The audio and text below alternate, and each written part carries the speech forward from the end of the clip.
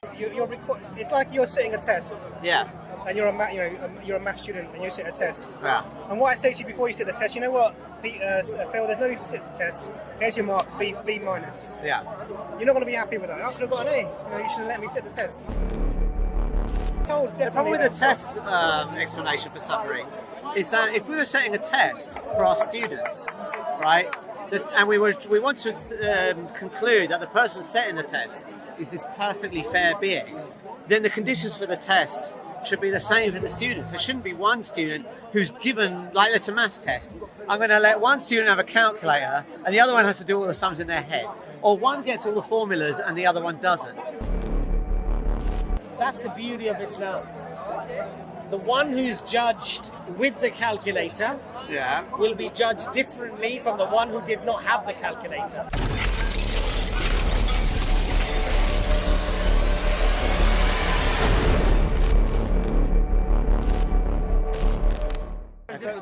Okay. So if you look at all of these studies, what they look at is correlation. Because one thing you said really tellingly in your explanation, when you cited all of these experiences, as you said that they're trying to look at subjective experience. Yeah. And the problem is that we can't do that. So what we have to look for is we look for correlation. And the way the correlation is exactly as you say, we stimulate a certain nerves and certain neurons in certain places, and we look for a response. And then we use our experience as a first-person human subjective conscious experience, and then we superimpose that upon whatever we're seeing. Yeah. That's really problematic because this is where we are, by definition, one step removed from the actual experience that the animal is having.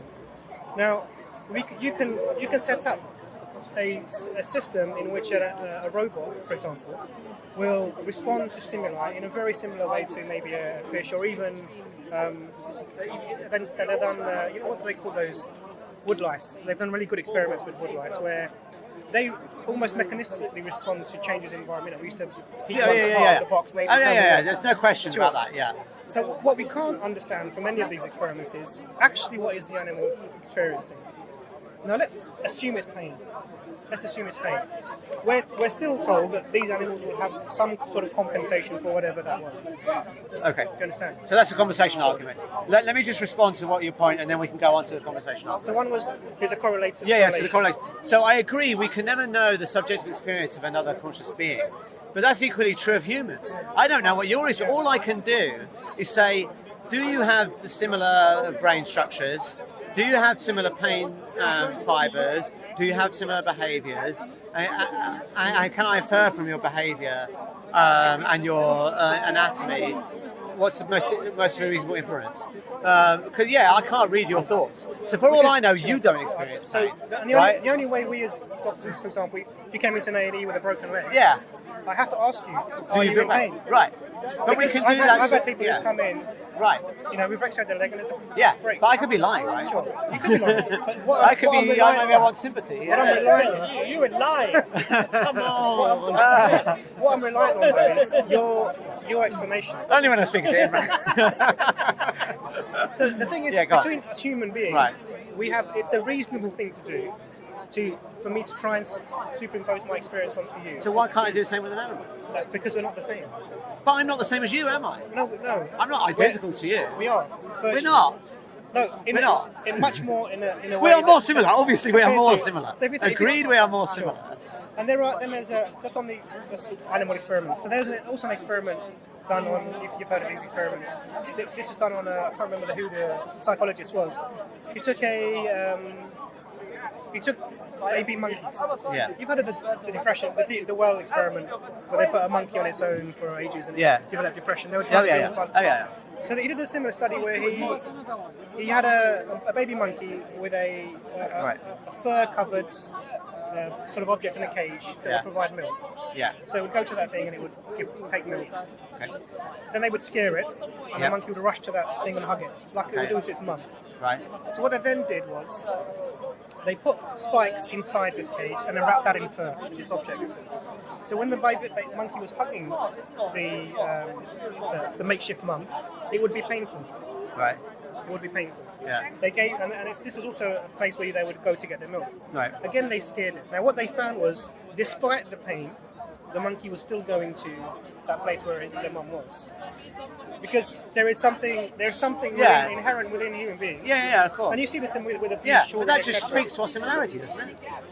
Well, maybe I'm making a point for you. So what this shows, what this shows is even if you looking at simple things that sort of not so stimuli, not so stimuli, there's something else going on that can override that. And you we'll agree with that. Yeah. Something about if you're given the choice, you can override these sensations. So it just clouds, for me, it confounds this whole concept of just correlating. No. Well, look. Obviously, a parent will have a higher cost barrier to comfort the child.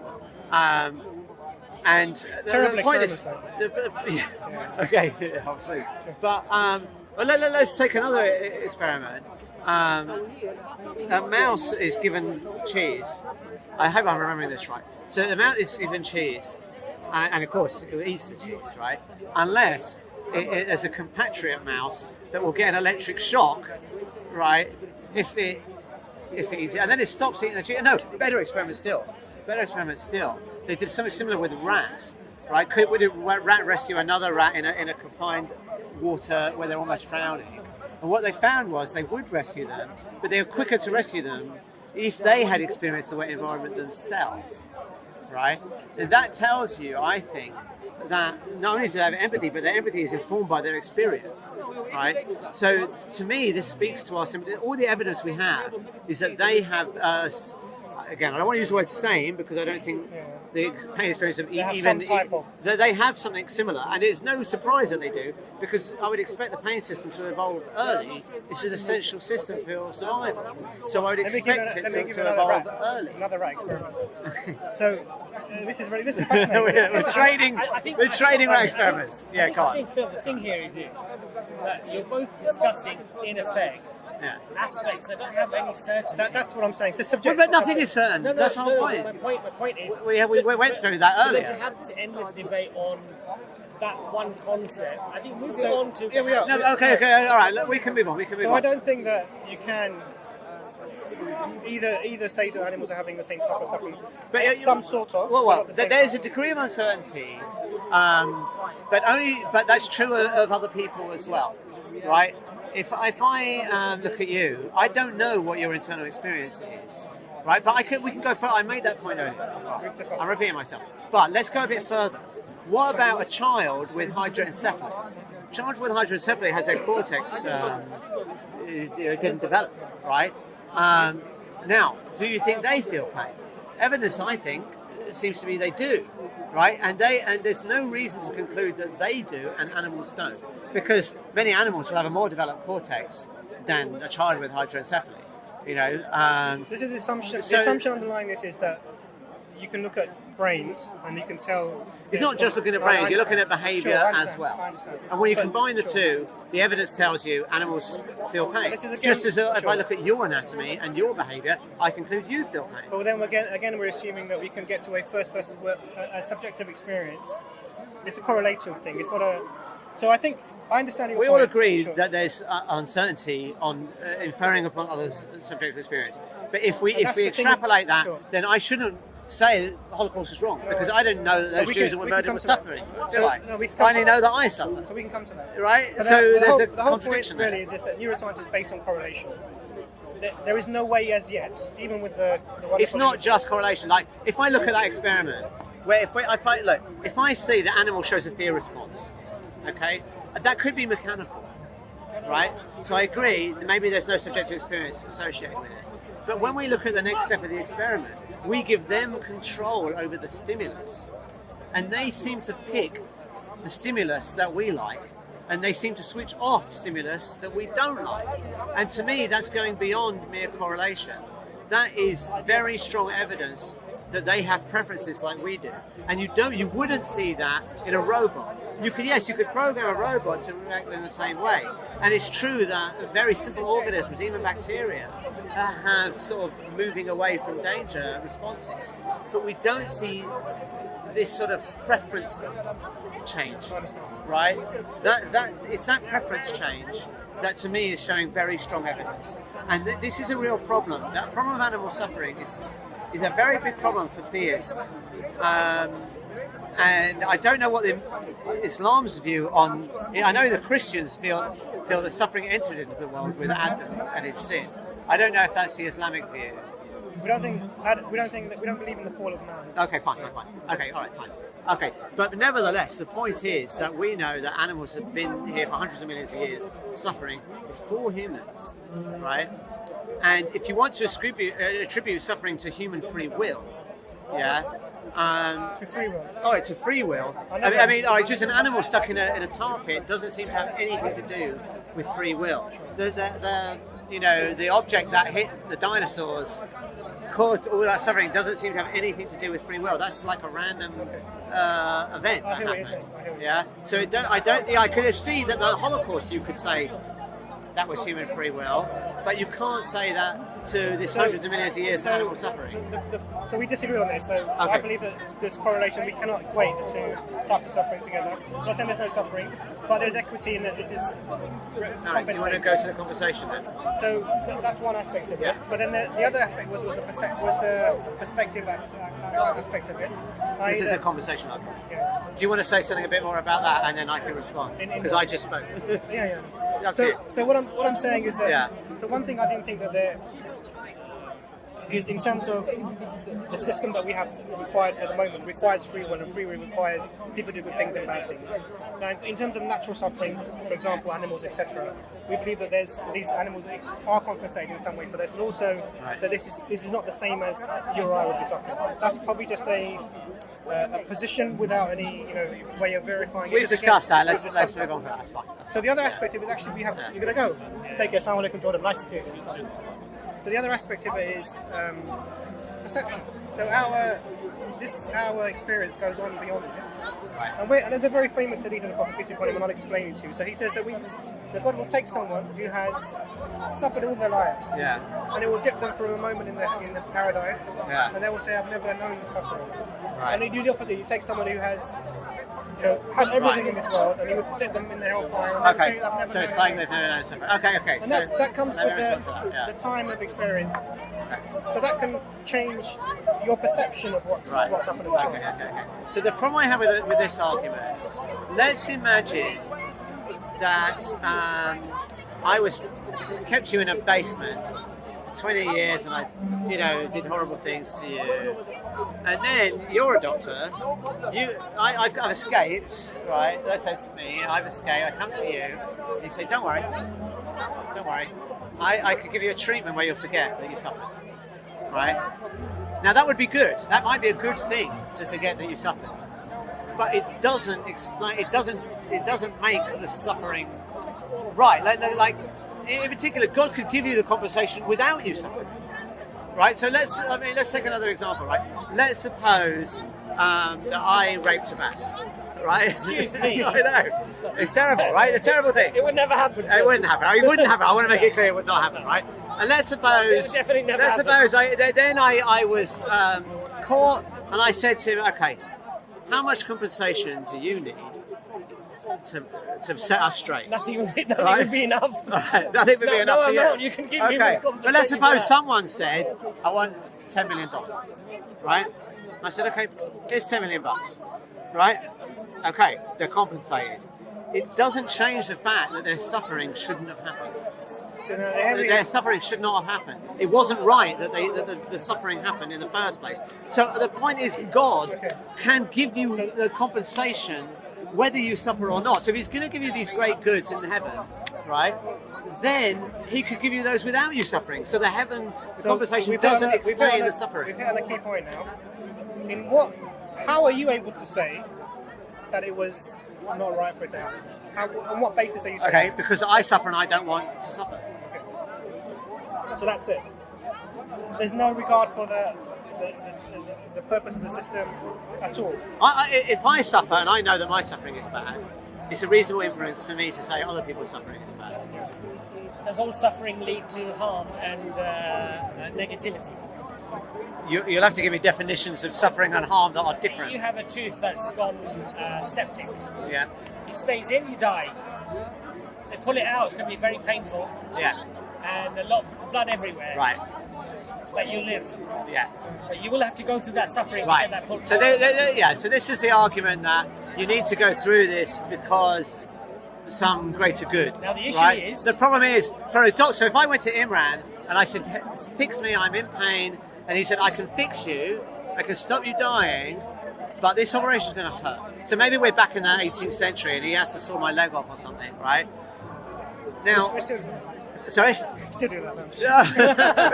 Without an anaesthetic. With you, Phil, maybe he'd give you a water injection and say, all right, Phil, here we go. But this is interesting. Suppose he did that, right? I would say Imran does not look perfectly good. Because if he saw my leg off and he didn't give me an anaesthetic, and he could have, then we would say Imran should be struck off, right? That's bad. He could have given him an anaesthetic. Now, God, he's not restricted.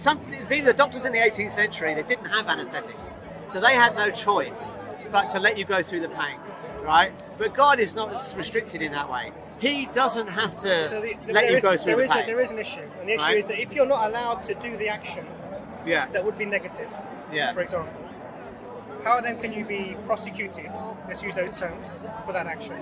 Well, you wouldn't. No, if you couldn't do it, then you wouldn't be prosecuted. Yeah. Absolutely. So it's all you have to. It's like you're sitting a test. Yeah. And you're a math student, and you sit a test. Yeah. And what I say to you before you sit the test, you know what, Phil? There's no need to sit the test. Here's your mark, B minus. Yeah. You're not going to be happy with that. I could have got an A. You should have let me sit the test. So for me to judge you fairly in a just way, what was required is that you actually do the test. Okay. So you're saying it's a test now. So that's a different thing to compensation. So this is multifaceted. Yeah, no, that's fine. That's fine. I'm just trying to delineate the issue. The problem with the test explanation for suffering is that if we were setting a test for our students, right, and we want to conclude that the person setting the test is this perfectly fair being, then the conditions for the test should be the same for the students. There shouldn't be one student who's given, like it's a maths test. I'm going to let one student have a calculator and the other one has to do all the sums in their head. Or one gets all the formulas and the other one doesn't. We would say, well, that's not fair. The teacher's a bitch. Right? And that's exactly what we see in the world with suffering. Some people seem worse suffering than others. It doesn't seem like a fair test. That's the beauty of Islam. The one who's judged with the calculator will be judged differently from the one who did not have the calculator. But that seems to me like a sort of self-reinforcing delusion. Like, whatever happens, I'm going to say it was fair. Like, even if it appears, what you're saying is, although it might appear to be not fair, it will be fair. But then, like, there's nothing you can say when you observe the world about whether God exists or not, because anything that appears to be the case, really, there's a deeper truth. Phil, that's the problem. You see, when the mother takes the 3-year-old to the dentist to have that tooth pulled out, that 3-year-old has no concept of understanding what's going on. They're going to be screaming and kicking and scratching, even whilst they've been explained why they're taking the tooth out. You understand? We are 3-year-olds here, trying to understand. Speak for yourself. No, trying to understand. Trying to understand. I'm 3 3/4. Trying to understand the whole picture. Yeah, but that's unfair. With one pixel. But that's unfair because you conclude God exists and God is fair, right? So if I make the opposite conclusion, we've got the same 1 pixel, and you're saying that my conclusion that God is unfair is not justified because I only have this 1 pixel and I'm only 3 years old. But yet your conclusion that he is fair, you've got the same 1 pixel and you're also 3 years old. So that seems to be completely inconsistent. The difference is, as Imran has already indicated, that from you,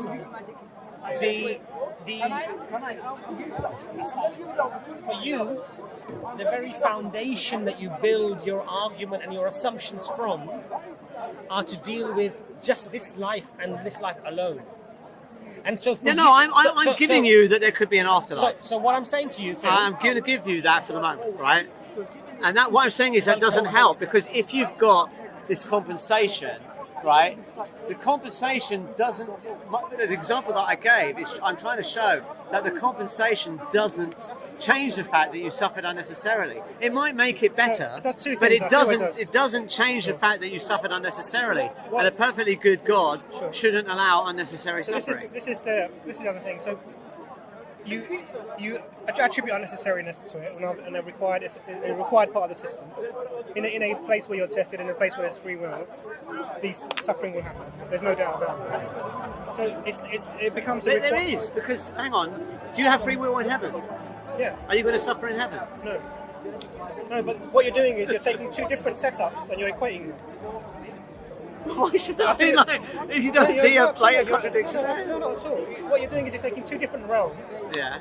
Let's put it this way: you're taking two different worlds with two different physical properties, and you're saying that everything, the circumstances. But no, I accept they could have different properties. So there's an acute. So it's not that place; it's not a place of testing. So No, but to expect there to be testing in that place is Okay. makes sense. Hang on. Right. I can give you that heaven could have different laws of physics, whatever, maybe no laws of physics, right? Whatever it is, right? The point is, God can put you in a scenario where you have two features: one, free will, and two, no suffering. So if He can put you in that scenario, why not just do it? Because that's see what you're doing. And also, He doesn't suffer, and He has free will. So why can't He create other beings that also are the same? Because you're sort of conflating different things, right? Phil never does that. The system here, the system we have here is we're being tested, and in that test you're given the free will to make a choice between right and wrong. The suffering or evil, however you want to problem evil, only has meaning in a theistic universe. In a universe where there is no creator at all, which is the position you're coming from, if animals suffering or not suffering, it doesn't mean anything. Why doesn't it mean anything? Because it's ultimately in the starkness of the universe, it has no value at all. Why? Why would it have value? They suffer, they don't like it, so it's bad. So what? What do you mean bad?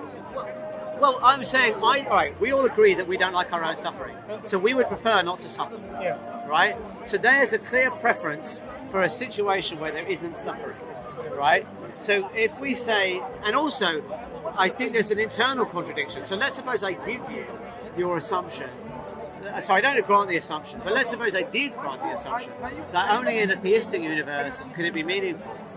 We still have the same problem. Yeah. Okay, let's suppose I grant theism, right? And I say, okay, so now I can have my morality and I can call things good or bad. I'm still faced with the fact that God seems to allow bad things. So I'm left in an internal contradiction. Can I just say one thing? Right? Very quickly. Yeah? Phil, if I said to you, I'm going to prick your finger, Yeah. and for the compensation for that pricking of your finger, Yeah. you will be the owner of the entire London, and every building, every Okay. business, Yeah. everything that there's in there, you'll get that. Would Yeah. you accept me pricking your finger?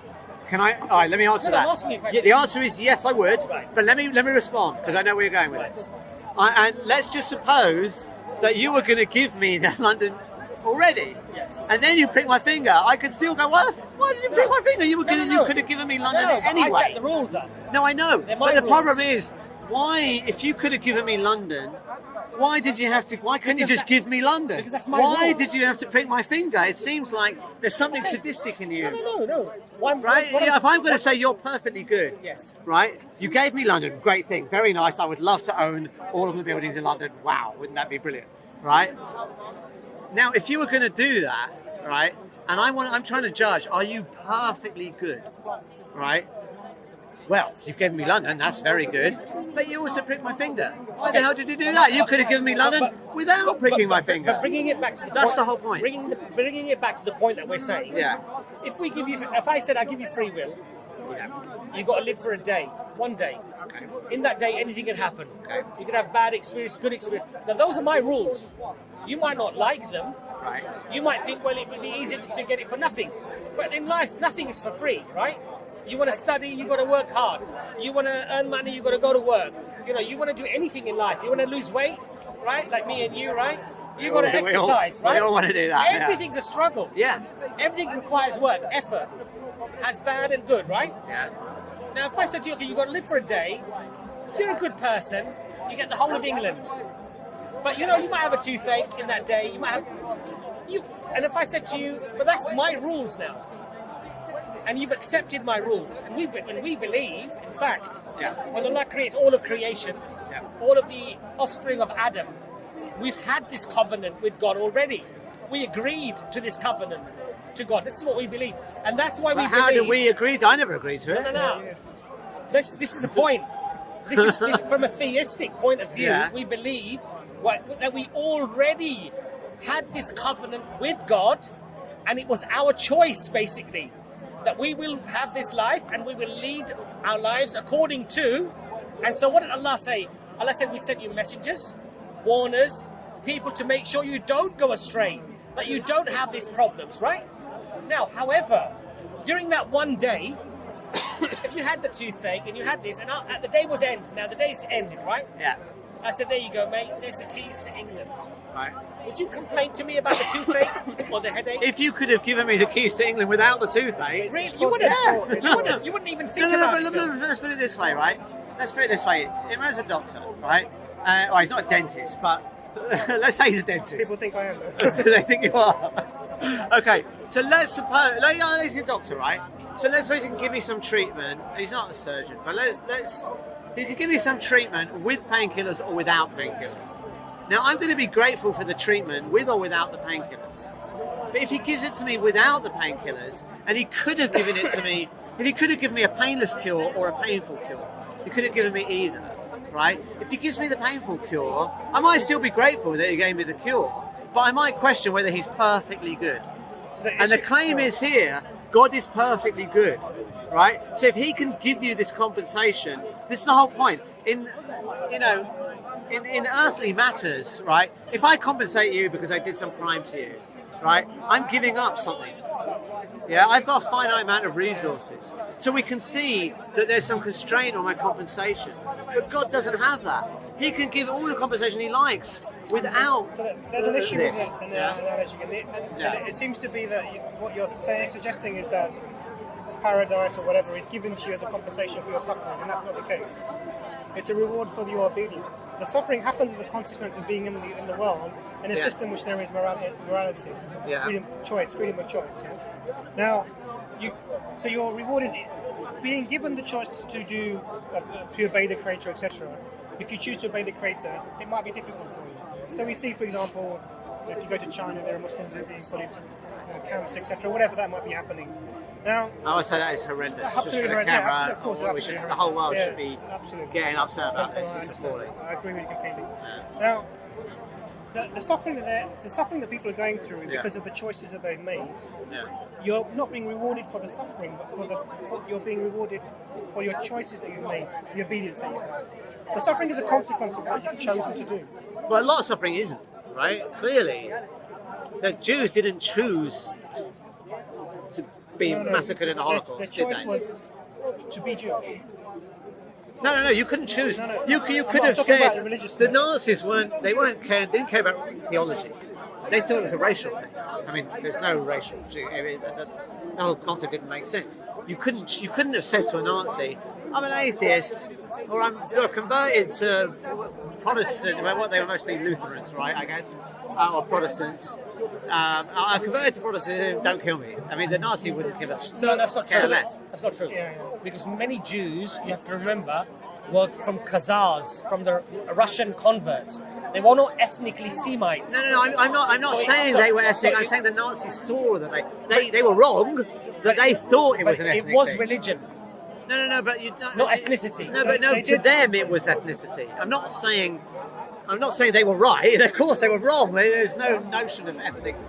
You're right. There were a lot of converts, but they didn't see it that way. Is my point. You couldn't. There wasn't a point was you couldn't have made a choice to do anything different. So in that scenario, there are a couple of choices happening. So the choice is one of the person to stick with their beliefs and their identities, and not because there are people who could have hidden their identities. The other choice on the other side is they couldn't have. They were put into ghettos. They didn't know the Holocaust was coming, right? If they'd have been asked, convert on. There wasn't nothing like You're that. misunderstanding my example. If these people could continue to maintain their identity, whatever their identity was, religious or racial, however you want to put it. The other choice was the people who were doing the persecution. The people who were persecuting, the people who were doing the killing. They also have a choice, and they're also going to have compensation for that choice. Do you understand? So the choice is on both sides. So in any interaction, we're talking now, how I come across you and how I treat you. And But let's just go to this issue of choice, actually. True or false? In Islam, our actions are already written down ahead of time. Our actions are written down ahead of time. Right. True or false? There was a hadith where Moses and Adam are having a debate in heaven. And Moses says to Adam, you screwed everything up by eating the apple, whatever it was. He didn't quite say it that way. Yeah, right. Well, I've got the quote. A lot more respectful than that. Right. But basically, I'm translating it into plain text. Okay. Right? Adam, you screwed everything up. You ate the apple. What a mess you created, right? And Adam says, you can't blame me. It was already written down. I was predestined to do it. And it even says in that hadith, so Adam trumped Moses. He won that debate. But you believe in that as well, Phil? Well, hang on. In predestination? No, I don't. Of course you do. How do I do that? Well, if you believe in pure materialism, and consciousness and everything is just a collection of atoms and molecules, then you effectively, if you know all the variables, then from the very concept of the Big Bang to how life will complete itself, billions of years, can all be predicted as predestination. So okay. Well, first off, no, because you're assuming that the laws of physics are inherently deterministic, and I don't accept that. So I just don't accept your premise. This doesn't follow. Okay. Secondly, even if I do think that, I'm not trying to explain the suffering in the world through free will. So there's no internal contradiction. I'm not saying predestined. The problem is, if we're predestined to do everything, I couldn't have chosen differently. I'm not saying predestined. Therefore, I don't have free will. No, Phil, I'm not saying predestined. Inconsistent. I'm not saying predestined, Phil. I'm saying if you know all of the variables to a particular experiment, you can predict the outcome. Yeah, but that's of not that true. That is not true. Is that not true? No. So things happen randomly. Is that what you're saying? Yes. Really? Okay. Yep. Well, I don't if know you about fire a photon through a pane of glass, right? This is how I understand it. Some of those photons will go through the glass and some will bounce back. That's why you see a reflection in the pane of glass, right? Which photons will, which won't? There's no reason. There's a reason. It's 50-50. No, Phil, that's not right. That's because we don't understand. Right. We don't understand. We haven't got to that level of technology Right. to be able to see which Well, photons. that is not how physics is currently understood by physicists. Of course it is. No, it isn't. Let me give you an example. Right? If you're flicking a coin, heads or tails, that's different. It could land on its side. Yeah. Could you predict every single time what it's going to be? No. Why? Because it says to its initial condition. Absolutely. So But this is not if that. we're aware of all This of the is not conditions, that. This is not. Are you aware of If you have everything- the same conditions, Phil. you will get different Phil, outcomes. do you know everything about a photon? Everything. Well, what is different between one photon and another one? Well, do you know the difference? I am not doing these. Do you know if there are experiments. differences? I am not an expert. All I'm telling you is what the consensus Do of you the know if physics there are community differences? is. Do you know if there are differences? No. No. You don't know, right? No. But to my knowledge, there aren't any differences. To They're your the same. knowledge. I can only answer to my knowledge. Could right? there be? As far as I know, no. No, but could there be? Could there be something I don't know about? Of course there can. Yes. be. Yeah. So those photons that are reflecting and those that are going through, So effectively. tell me what the difference is. No, I don't know. probably. But you're claiming, okay, but you've No. made the claim that everything is Maybe- deterministic. Imran, Are you making the claim that everything is deterministic, right? So you should be able to tell me what's different about those photons. No, that's ridiculous, Phil. So Well, no, you're saying let me- everything let me- is. Let me try and tell you. Please. Okay. So the ones that reflect back are the ones that hit the nuclei of whatever substance that they're going through, and they reflect back. The other ones that hit at varying angles along the nuclei will go in different They're directions. not at varying angles. That's not correct. What do you mean they're not at varying angles? You can have it exactly the same, everything the same, right? But glass is not The exactly the photon same. will not travel in exactly the same line every time. If you shoot, they're going straight lines. It's the principle of least action. You have it in a vacuum, right? There's no air disturbing it. Okay, this is the principle of least action. They always go in the shortest possible route. Phil, I think you're being a little bit disingenuous here because... No, because I'll tell you why. The density of glass may vary. Different part of the glass. Other factors No. vary. Okay. Let's just in general. The photons themselves could vary. In general, there's a lot of unknowns. In general, you can look at surveys of physicists. Do they think quantum mechanics is fundamentally random? We don't know, right? And the consensus is yes, it is. I'm not saying there's no one disagrees with that, but that is the consensus. Therefore, the statement that laws of physics are necessarily deterministic, as long as you know the conditions of the Big Bang, then this is inevitable. That statement is not consistent with the way physics is currently understood. Now, if way physics is understood might be wrong. Maybe there are some hidden variables and it is deterministic, but you can't make that assertion with any confidence. Is what I'm saying. What the point here is that randomness is simply a lack of knowledge of how things are working. No. So not when you're looking at quantum experiments and you see particles jumping in even in time, then what you're saying is we don't know the mechanism that this is happening in. Well, that's a view. Randomness. That's a view. Which is basically saying that the uncertainty of quantum mechanics is epistemic, right? It's not ontological, okay? And surveys of physicists don't agree with that, and they have good reasons for that. I mean, you can go into this in more detail. That I'm no expert on this stuff, okay? It's because I don't know yet. That's all. Well, that's an assertion. You can't prove that assertion. Well, it's logical that that's the case. Why is it logical that that's the case? Because once you know how something works, it no longer is a random occurrence. So, for example, if it's not a random occurrence, for example, if you this is a circular argument. Phil, are we still studying quantum physics? Yeah, of course we are. If we believe that it's just random, how can we study it? Okay, I'll tell you how. So let's say, let's say you have an experiment whereby let's say the classic two-slit experiment. Okay, you send electrons onto a screen through two slits.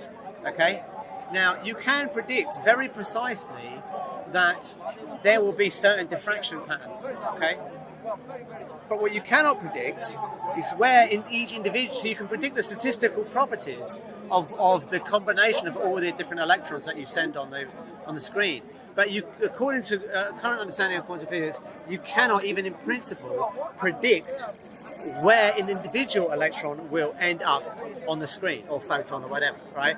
It doesn't matter what it is, okay? So that is telling you then that it's fundamentally random. Now, you might say it's not really, okay? Just saying we don't know how to measure the trajectory of the photon, that's what it's saying. No, it isn't. It's deeper than that. It's much Are deeper they than still that. studying the double slit experiment?